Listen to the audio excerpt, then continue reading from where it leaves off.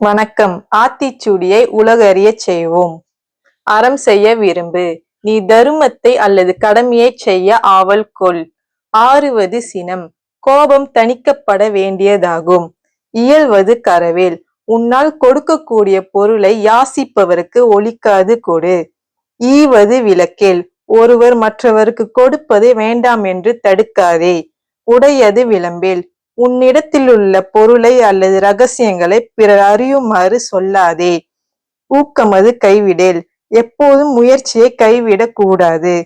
எண்ணெழு திகழேல். கணித இலக்கண நூல்களை தினமும் தவறாமல் நன்கு கற்க வேண்டும். ஏற்பது இகழ்ச்சி. இறந்து வாழ்வது இழிவானது, அதனால் யாசிக்க கூடாது.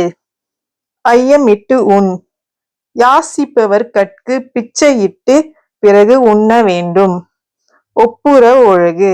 உலக நடையை அறிந்து கொண்டு அத்தோடு பொருந்துமாறு நடந்து கொள்.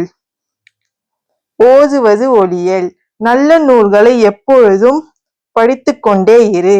ஔவையம் பேசேல். ஒருவரிடமும் பொறாமை கொண்டு பேசாதே. நன்றி. இதன் தொடர்ச்சியை 2ஆம் பாகத்தில் காணலாம்.